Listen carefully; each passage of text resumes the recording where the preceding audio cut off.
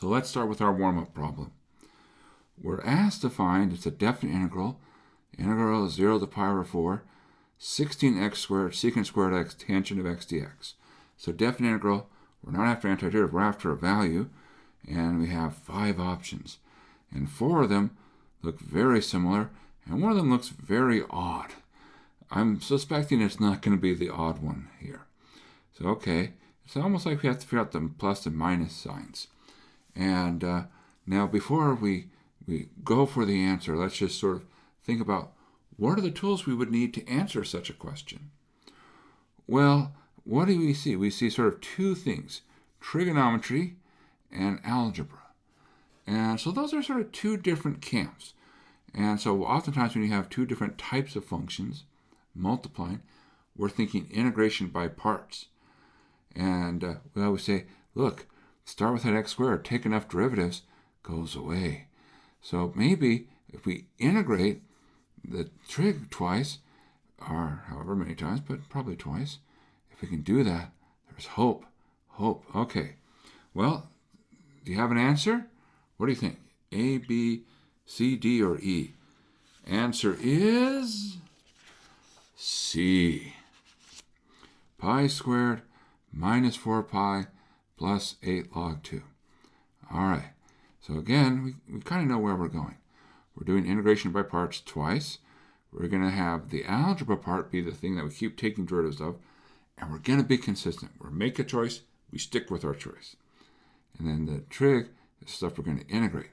And again, be consistent. Make a choice, stick with your choice. So du will be 2x, and I know that says 2x there, so let's fix that. It's supposed to be 2x dx, sorry about that. And then, of course, our v is 1/2 secant squared of x. All right, so uv minus v du, evaluate, and then we can do integration by parts again. Of course, be consistent, algebra, trig. And all right, now there's our second round. And evaluate, clean it up. Life is good. Life is wonderful. All right. Well, this was a fun problem because it allows us to sort of say, we can combine ideas, like we can combine integration by parts with doing trig integrals. And that's one of the things that gets fun. Integration isn't always like one thing. Oftentimes, multiple ideas are involved. And so you have to be able to say, look, I don't have little cubby holes and like, this integral fits neatly into this part, and this integral fits neatly into that part. There's a little bit of blurring that goes on. In some integrals, you need to be able to be adaptable. All right, well, that brings us to, of course, our thought for today, and that is the sunk cost fallacy. Now, this is the idea that oftentimes people will work really hard on something, and even though it's to their benefit to stop, they don't want to give it up. They say, no, I've put too much time, I've put too much money, I put too much effort into this. I can't stop now. That would be a tragedy. But the thing is, it's a tragedy because continuing is essentially more hurtful. And this often happens on exams. And so a lot of students will work on problems, and the computations just get out of control, and they get terrible. And that should be a sign something has gone wrong. So you need to be willing to say, whoa, hold on, what do I need to do? What is my advantage in continuing, right? That's the question. Isn't how much time have I put into something? The question is, what's the advantage to continue? And if you can see that this is not going to get you the right answer, it's not to your advantage to continue. Calculus teachers, they're wonderful people. They're kind people. But they're not the most sympathetic when it comes to grading. And so they don't say, well, let me measure how much pencil lead was used to answer this question. And so, look, if your computation's gone wrong, it's time to say, let me step back. Maybe switch to another problem. Let me start again and try something else. Don't get trapped in the sunk cost fallacy. All right, well, What's our goal for today? Well, we're going to talk about trig substitution. And so this is sometimes a technique. A lot of people are like, trig substitution. And it's not very popular. But when we understand what trig substitution is about, we can say like, oh, I get it now. I understand what it's about. And essentially what's going to happen, it's a method to deal with square roots. Now you might say, we know how to deal with square roots. We put the inside and make it a perfect square. And then life is good. Well, okay, that can work in some situations. For example, if we can factor the inside into a perfect square, but not everything can be. So what we can do is we can say, well, there are certain scenarios where let's think of a as being a number, u as being something which changes, so it's a function. If we see something a squared minus u squared, number squared minus function squared, with the right substitution and using trigonometry identities, the square root of a squared minus u squared becomes nice. And then what we can do is we can turn our problem from an algebra problem into a trigonometry problem. And of course, different scenarios, we make different kinds of substitutions because we use different Pythagorean identities. So square root of a squared plus u squared says, hey, use tangent. Square root of u squared minus a squared says, hey, use secant. Now, another way we could phrase what we're doing today is that we're dealing with sort of the bad plus signs, right? There are good plus signs and there are bad plus signs. The good plus signs are the ones on the outside, and they're good in the sense that we can break them up. Right? If we have the integral of x squared plus sine of x, we can break it up into the integral of x squared, integral sine x. All right, that's a good plus sign because we can separate. But if we have the integral of, say, square root of 1 minus x squared, we can't break up that minus into two parts. That's the problem is it's on the inside. So we're basically saying, how do we handle these challenging plus or minus signs inside a square root? All right, so this is a sort of a summary of where we're going. Don't worry if not all of it makes sense. It will soon. And some good news, if you look on your formula sheet, we have a handy guide. So today, this is what we're talking about in terms of trig substitution. It's saying, hey, here's the kind of substitutions you have to make. On the formula sheet, it uses B's instead of A's, but well, that's partially because of the font that the formula sheet uses. It's really hard to distinguish your U's and your A's. All right, so that's our goal, trig substitution. What is it all about? Well, let's talk about our motivation and our problems. And we have sort of two sides. Where does our problem come from? What is our problem? How do we solve our problem? So let's start with the source of our problem. And that is calculus. It really builds off geometry. That's a good thing. And so when you're trying to understand what's going on, you try to think geometrically. And one of the things that you care about in geometry is how far apart are things? In other words, distance. And how do we use it? Pythagorean theorem. And so we say, okay, so if you have 2 points, then you can set up a right triangle between the 2 points. And lo and behold, you get a square root, right? Because a squared plus b squared equals c squared. A square root with a plus sign inside. And so that says, we're naturally led by geometry to certain integrals, such as this integral. The integral from a to b, the square root of 1 plus f prime of x squared dx. This is our formula for length. And again, a bad plus sign. How do we deal with it? Okay, so essentially we can say the reason we have challenges is Pythagorean theorem. It's the one that sort of introduces lots of square roots with inconvenient plus or minuses. So how are we going to overcome this problem from the Pythagorean theorem? Well, the good news is there's a solution, and the solution is the Pythagorean theorem. That's right. The Pythagorean theorem giveth us our problem, and it taketh it away. So that's really good. So how is it going to work? Well, we have a general philosophy which says, wouldn't it be nice if what we had inside the square root was a square? That would be lovely. That would be wonderful. And so we say, hey, when we look at the Pythagorean identities, we get things like 1 minus a square is a square. Like 1 minus sine squared is cosine squared. Or 1 plus a square is a square. 1 plus tangent squared is secant squared. Or secant squared minus 1 is a tangent squared, right? A square minus 1 is a square. So we say, so trig identities help us say in certain cases we can turn a 1 plus a square, a 1 minus a square minus 1 into a square. That lets us get rid of our square root. That gives us a problem without a square root, but it gives us a type of problem which is a trigonometry problem. And so that's our idea. That's our motivation. By rephrasing things in terms of trigonometry, we can get rid of our square roots and be left with an integral involving trigonometry. And we got good at those, right? Right? Of course, absolutely. So, how is this all going to work? What's the procedure? Well, step 1. We need to identify and carry out the right kind of substitution.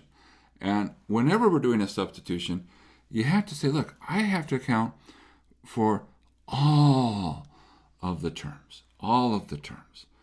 And so you can't just substitute a little bit. You got to say, I got to substitute everything. Now, if we have the following, and we're always going to have a be a number and u be a variable thing. So you say, find your place where you're trying to find the trig substitution. What's motivating your trig substitution? Almost always it's a square root. And you say, okay, look at your square root and make sure you have it in the form of square root number squared minus function squared, or number squared plus function squared, or function squared minus number squared. So figure out which setting you're in. So if we're in the first setting, then our substitution is to say, let u be a sine theta. So again, accounting for all the terms, the du will be a cosine theta d theta. And why this substitution? Well, the square root of a squared minus u squared, I can replace u by a squared sine squared. I can factor out the a squared. That comes a squared cosine squared. And now, underneath the square root, all of a sudden, a cosine theta, life is good. No more square root. A squared plus u squared, okay, substitution, u is a tangent theta, du is a secant squared theta, d theta. Why this substitution? Well, if we think u is a tangent theta, then replacing u squared by a squared tangent squared, we get a squared times 1 plus tangent squared. That becomes a squared times secant squared, which becomes a secant. No more square root. Yes, beautiful. Last case, u squared minus a squared. You set u to be a secant theta. Du is a secant theta tangent theta d theta. Now what happens? Well, you start with your u squared minus a squared, replace u by a secant, so that becomes a squared secant squared, or a squared times secant squared minus 1 when you factor it out. And secant squared minus 1 is tangent squared. Again, our square root goes away.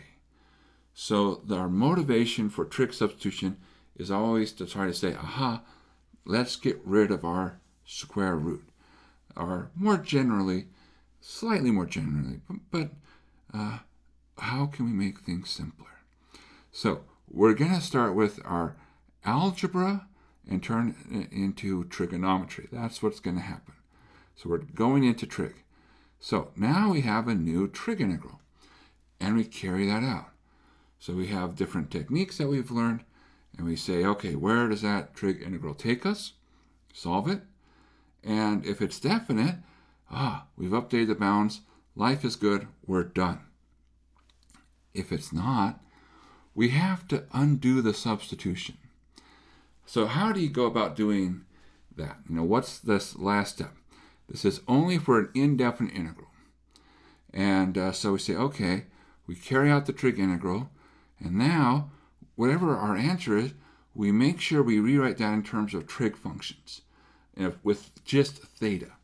So sometimes when you have to do like a power reduction, you might get 2 thetas or 4 thetas or some other kind of theta, and then you have to undo that and with double angle identities.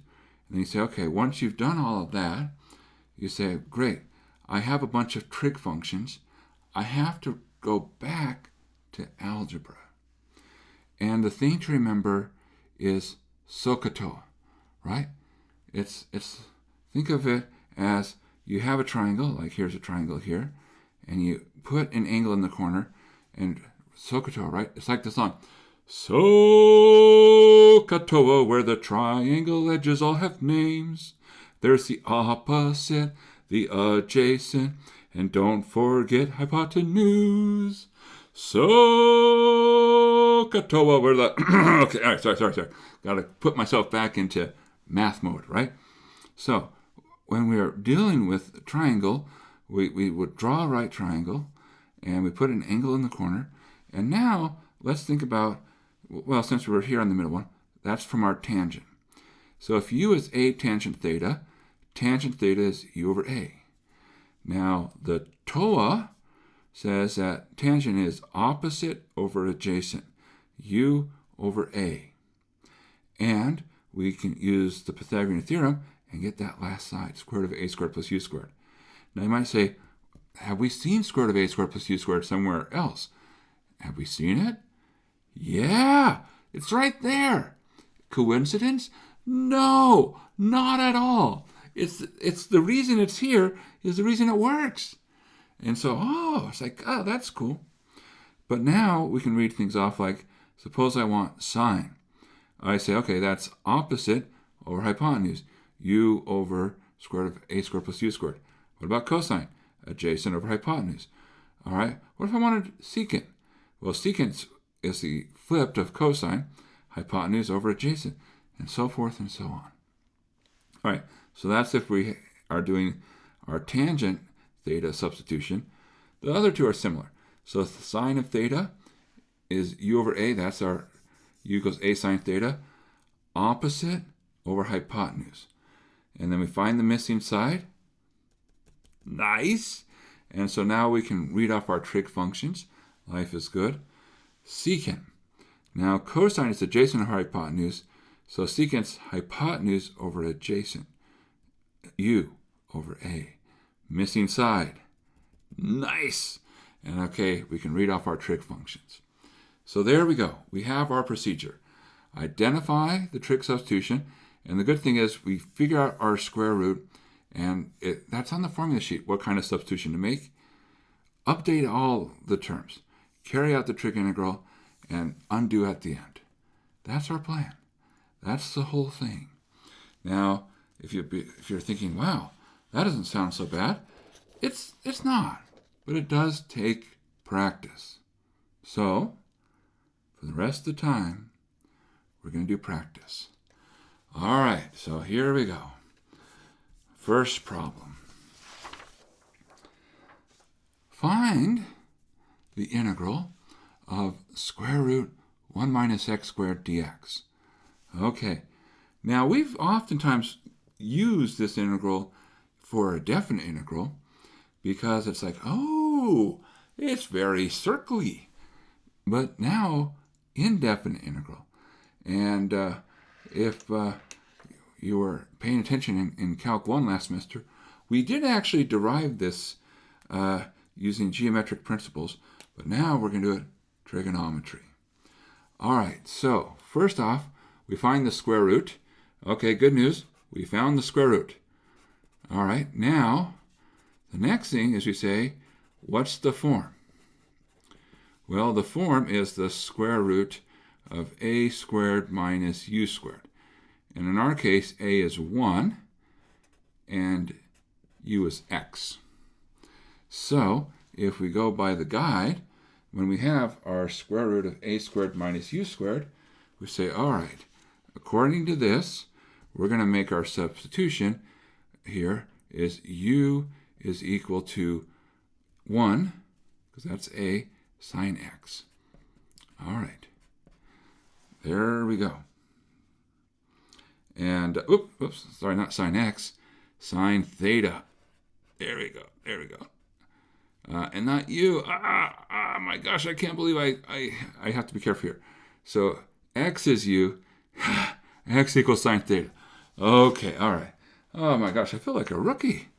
Okay, well now that we got that embarrassment out of the way, dx, derivative of sine, is cosine. And what about the square root of 1 minus x squared? And remember, that's the whole reason we're doing that. That's the square root of 1 minus sine squared, which is the square root of cosine squared, which is cosine. Now, you don't necessarily have to do this computation every time, but it is helpful to see it a few times just to sort of get the hang of it. Okay, so we have all of our pieces. We're ready to update. So this becomes the integral square root of 1 minus x squared is cosine. And now the dx is cosine. So cosine theta times cosine theta d theta. And a beautiful, we have trig integral. Cosine squared theta d theta. All right. Well, how do we integrate such an integral? We have powers of sines and cosines, but our powers are even. So we're going to do power reduction. So power reduction says the following. We're going to take this expression and rewrite it. So instead of a square, we'll have something without a square. So cosine squared, that's 1/2 times 1 plus cosine 2 theta d theta. All right, well, that's something we can integrate. So the integral of 1/2 is 1/2 theta, and then we have plus 1/2, the integral of cosine is sine 2 theta, and then we have to account for that too. So we're going to have another 1/2, and plus c. Okay, are we done? No. So, if we think about our process, this was our first phase, identify our substitution. This was our second phase, carry out the trig integral. We're now in our third phase, which is we have to go back and put everything in terms of x. Well, let's start by saying, given that x equals sine theta, that tells us that theta is arcsine of x. All right, and the other thing, of course, is draw your triangle. And you say, so, okay, so OH. So here's theta. So I want to think of it as a ratio. So if just a value, think of it as something over 1. Opposite over hypotenuse, write the missing side. And the missing side will be the square root that started you down that rabbit hole. All right, if it's not, something suspicious happened. Okay, now, are we ready? Not quite. See that 2? This triangle can help me get trig functions where the input is 1 theta. That's a 2 theta. So we have to get rid of that 2. So we say, okay, we have ways of doing that. And namely, our ways are the double angle identities. So this is 1/2 theta plus 1/2 times 1/2, and double angle 2 sine theta cosine theta. And we can cancel. So we say, 1/2 theta plus 1/2 sine theta cosine theta plus c. Now, we're ready. Theta, what is theta? Right there. Theta is arcsine. Say, okay, great.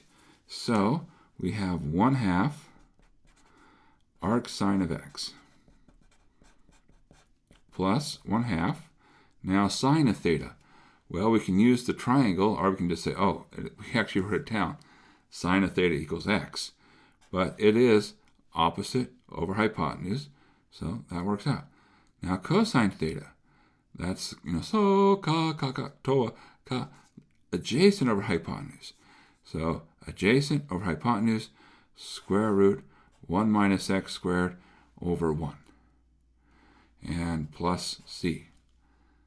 All right, so there's our sine theta, and there's our cosine theta, and there's our theta.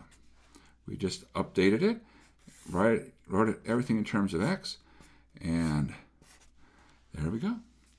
1/2 arc sine of x plus 1/2 times x square root of 1 minus x squared. Wow. Beautiful, beautiful. And what an answer, right? What a lovely answer. All right, well, now that we have our warm-up problem out of the way, let's keep going on. Let's see how many we can get done. Okay, our next problem. Find the integral of dx divided by x to the 4th square root x squared minus 1.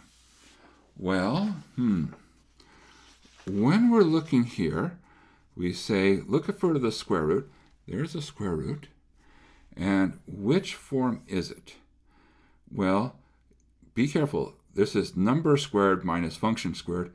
This is function squared minus number squared. So you want to make sure you're in the right case. We're in the function squared minus number squared case. So this tells us we should be doing a secant kind of substitution. Okay, so idea. So, okay, we're going to just write this down. So we have square root x squared minus 1. So this says u equals x, a equals 1. That's our u squared minus a squared. So u, x, equals a, which is 1, secant theta. All right, and now we basically just go through and update. So we have the derivative dx equals secant theta, tangent theta, d theta. Okay, so we're ready. We've identified, and we now need to carry out. Remember, all of the terms have to be accounted for. So let's see what all of the terms are going to give us here. Well, what do we have? Well, when we look here, we see the top, the dx, becomes secant theta, tangent theta, d theta. Okay, that's our dx. Divide by x to the 4th.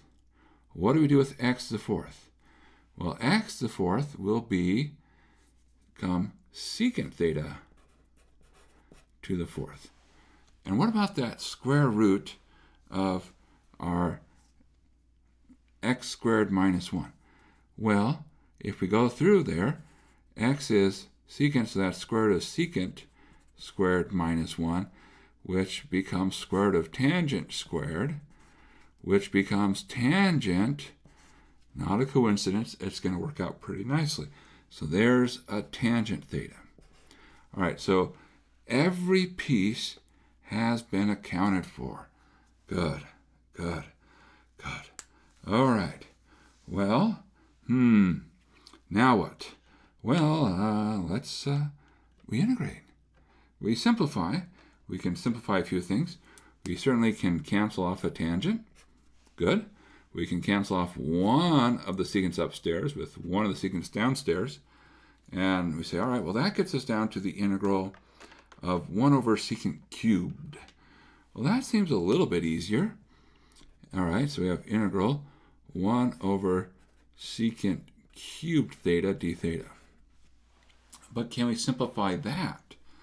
Well, I think we can. Let's think about it. What's another way to say 1 over secant? 1 over secant is cosine. So this is the same as cosine cubed. Ah, yes. Now we're looking to be in better shape. And here, cubed, That's an odd power. We like things to odd powers. When it comes to integrals of sines and cosines, having an odd power is great. Why? Because we can pull one of our terms off. So we say, hey, this is really cosine squared theta times cosine theta d theta. And remember, this is from our recent lectures, this term on the end is really being set up to become the du. So what we need to do is we need to rewrite our cosine squared in terms of sine theta. And that's why we wanted it to be a square, an even power, so we can use our trig identity, our favorite trig identity, which is the Pythagorean theorem. And so cosine squared is 1 minus sine squared theta, cosine theta, d theta. And all right, we're in the home stretch. So here we go. With this way of writing it, we can say u equals sine theta, du is cosine theta, d theta. And what do we now have? Well, now we have the following. We are going to have the integral of 1 minus u squared du. And you might be saying, whoa, wait a second, that's a substitution. We'd already made a substitution. Are we allowed a double substitution? Yes, absolutely you're allowed a double substitution. And sometimes you might say, really? That seems like we're doing too much work. But no, not necessarily. You might say, maybe we just weren't clever enough. And I hate that sort of mindset. It's not about being clever at the start. It's about being consistent and having a procedure that gets you to your answer.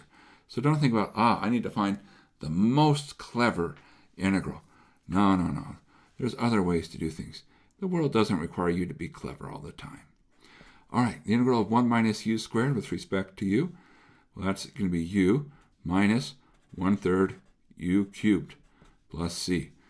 All right, so we've successfully did phase 1, identified the substitution, carried out the substitution.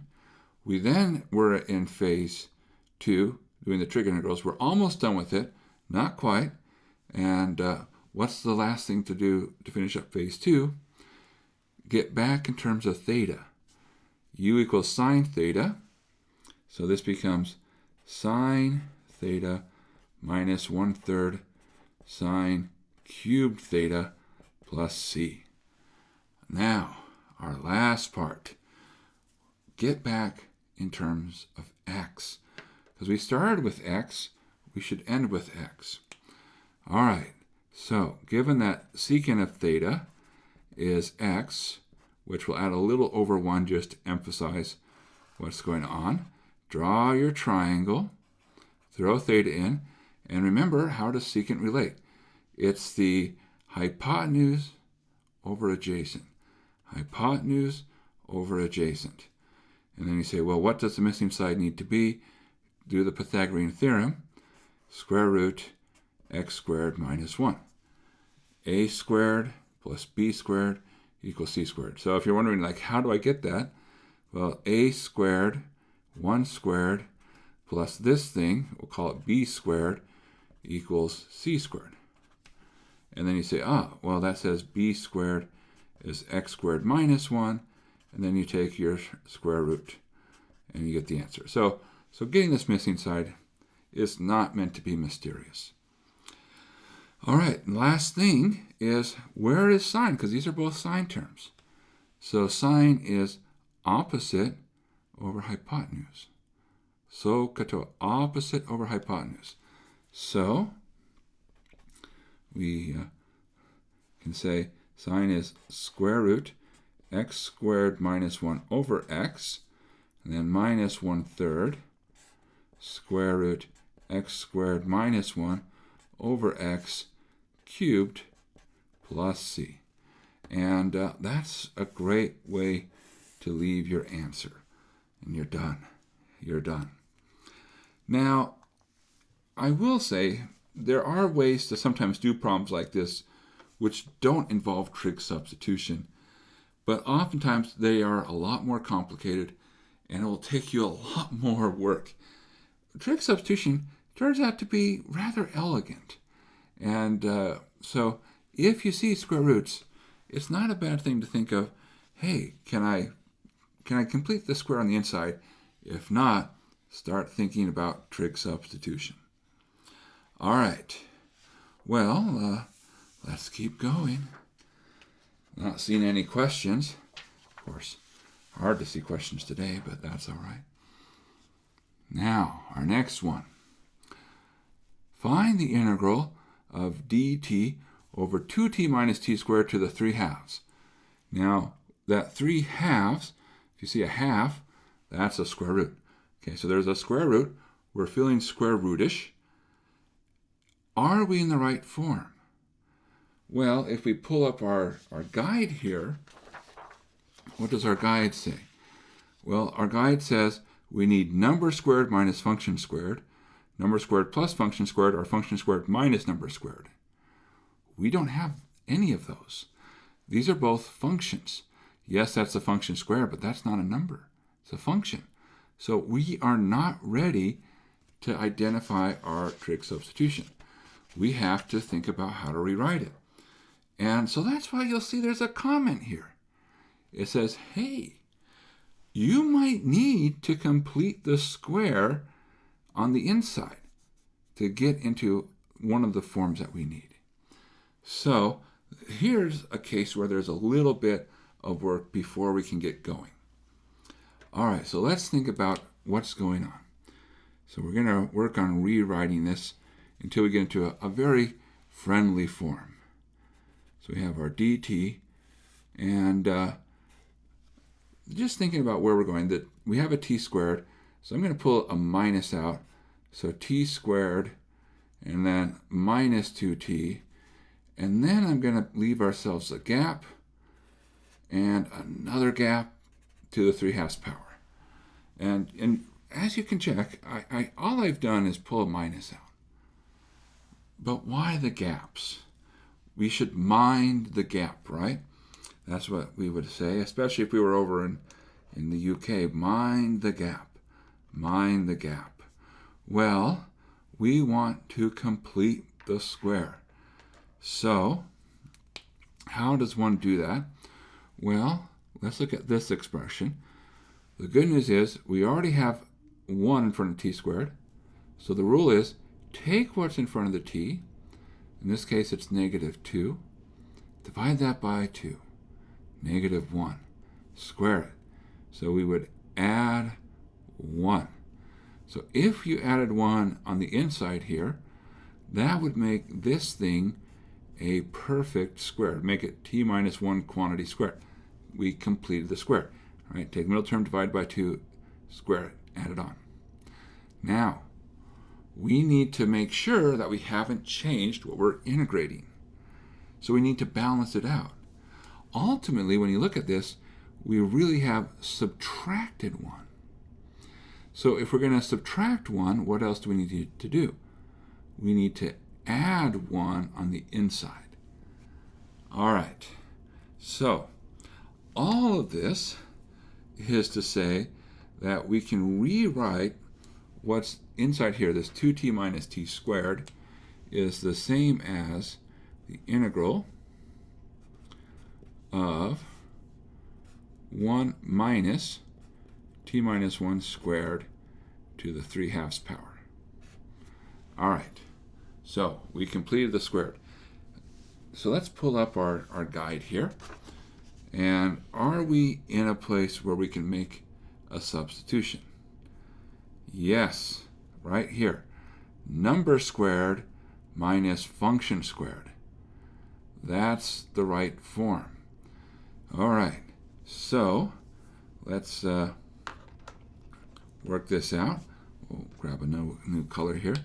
So we are square root 1 minus t minus 1 squared. So here, this is our a equals 1. And here, we have our u is t minus 1. So our substitution becomes t minus 1 is equal to a, which is 1, times sine theta. All right. Good. Good, good, good, good. So let's continue. Take the derivative of both sides. dt, derivative of sine, is cosine. All right. So now we're ready to update. So this becomes integral dt cosine theta d theta. Downstairs, well, what happens? The square root of 1 minus t minus 1 squared becomes the square root 1 minus sine squared, which is the square root of cosine squared, which is cosine. So we say, this term downstairs is going to become now cosine theta cubed. All right, so there's our substitution. So we completed the square. We carried out the substitution. After we completed the square, identified, carried it out. Now we have a trig integral. Well, let's clean up our trig integral. What can we do? Well, we can certainly cancel off one of our cosines. But now we say, well, hey, wait a second. You have a 1 over cosine, and 1 over cosine has another name. That is secant. So this is really secant squared. And we're like, what? Secant squared? There's nothing fancy here. That's a good one. We like secant squared. So we say, okay, integral of secant squared is tangent. And then plus c. But okay, now what? Well, we need to undo it. So we need to go to our triangle. So let's do our triangle. We sketch it, put theta in the corner, and say, well, what is going on? We have sine of theta is t minus 1 over 1. Right? Because if it's just t minus 1, think of it as over 1, which is opposite over hypotenuse. Opposite over hypotenuse. The missing side, well, Pythagorean theorem, we take 1 squared subtract t minus 1 squared. And if you clean this up, that's the same as the square root of 1 minus t squared minus 2t plus 1. Square out t minus 1 squared. And the 1's cancel. And what you really have is the square root of 2t minus t squared. Does that look familiar? It should. That's where we started. So you should expect that what motivated your substitution should show up in your triangle. Now, what is tangent? So toa, tangent, opposite over adjacent. T minus 1 is the opposite. The adjacent is the square root 2t minus t squared. And we're done. We did it! Woohoo! Nice! Nice! That wasn't too bad. So yeah, keep in mind, make sure you have the right form, right? You have the table, so you know what your forms have to look like. Number squared minus function squared, number squared plus function squared minus number squared. If it doesn't look like that, complete the square inside your square root, and then you'll have something you can work with. All right. Well, let's, we have time for one more, right? Yeah, we can do it. We can do it. Use trig substitution to find the integral from negative 1 to 0 of 8 over y squared plus 2y plus 2 squared dy. All right. Now, there's a couple of things. Number one, this is our first time when we're doing a definite integral. So far, everything has been an indefinite integral. So what's the nice thing? Whenever you have a definite integral, update your bounds as you go. And then you never have to go back at the end. Life is good. However, one other thing might be, as you look at this, you're like, I don't see a square root, Steve. Where's the square root? I was told there'd be square roots. You've misled me. Arrgh! Well, okay, so technically speaking, when we talk about trig substitution, we introduce it because of square roots. It's the most common way you'll see it. But there is one really important case that does involve square roots. And it's actually this kind of thing here. And but at the end of the day, what's really going on is we really want to get rid of plus signs. That's our goal, get rid of plus signs. So we're going to think of this inside part. That's what we're going to be focusing on. That's where we want to get our expression. Now, before we can do our substitution, we have to look at this inside. Is it of the right form? Does it look like number squared plus function squared, number squared minus function squared? You know, one of those types of things. The answer is no. So we say, well, let's rewrite it. So this would be y squared plus 2y. And what do we need to add so that this would be a square? Take the middle term.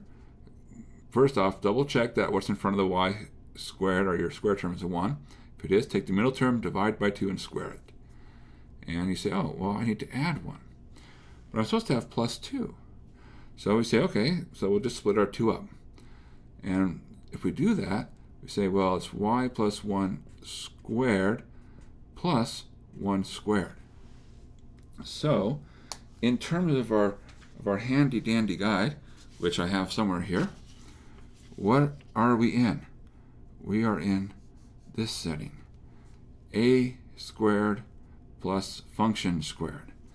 All right, so this says what? A should be 1, and y plus 1 should be u. All right, good. And our substitution we'll make is that u, which is y plus 1, is equal to a, which is 1, tangent theta. That's the substitution. All right, well, let's carry that substitution out. Y plus 1, take the derivative, dy, derivative of tangent, secant squared. Okay. And, of course, we should work this out. Y plus 1 squared plus 1 is equal to, well, tangent squared plus 1, which is secant squared. All right. Well, with all of that, we say, what happens to this integral? So this becomes an integral. 8 becomes 8. And the dy is our secant squared theta, d theta. And now, down here, this is the y squared plus 2y plus 2. So this y squared plus 2y plus 2 becomes secant squared squared. All right. Now, are we done? No, we forgot to update something. What do we forget? The bounds. The bounds. Oh, you're right. We've got to update the bounds. So these are our y bounds. We need to update them to theta bounds. So we say, okay, at y equals -1, we get -1 plus 1 is 0 equals tangent theta. Do we know a convenient angle where tangent of that angle is 0? Yeah, 0. Okay, well, what about at y equals 0, our upper bound? Well, that says 1 equals tangent theta. Do we know a convenient angle for that? Yeah, we do. That's at pi fourths. All right. Well, I see our time is very short, so let's go through this at a bit of a pace here. We can cancel our secant squareds. Pew, pew. Don't have to make the sound effect. And we say, oh, hey, 1 over secant squared. We've seen that earlier today. So no surprise, that becomes 8 cosine squared. And now we say, well, wait, We know how to do that. That's our power reduction. So 1/2 1 plus cosine 2 theta. All right, so this then becomes the integral here of 4 is 4 theta, and then integral cosine is sine 2 theta, and we're going to times it by 1/2, and then, okay, right, because you have to account for the 2, and evaluate 0 to pi over 4. Well, you plug in pi over 4. 4 times pi over 4 would be pi. See, because we update our bounds, we don't have to go back to y. We can plug in. That's why you update the bounds, right? Of course. Okay, pi plus, now 2 times pi over 4 is pi halves. Sine of pi halves, 1. So you get pi plus 2. Plug in 0, 0, 0. And so we're done. We're done. And there we go. And yeah, that was our practice. And so just remember, know how to identify, look for square roots, and you start thinking, well, okay, if I'm thinking trig sub, is it number squared minus function squared, number squared plus function squared minus number squared? Once you identified the right form, we can use our formula sheet to remind us of the right substitution, and off to the races. We can do this. Don't be intimidated. Trig substitution, it's easier than you think. All right, well, come back next time because we're going to have more discussion about other ways to deal with bad square roots. So this is going to be a good week for helping us deal with those really challenging, not dealing with bad square roots, dealing with bad plus signs, yes. So this week, how do we deal with those bad plus signs? Thanks for coming. Bye.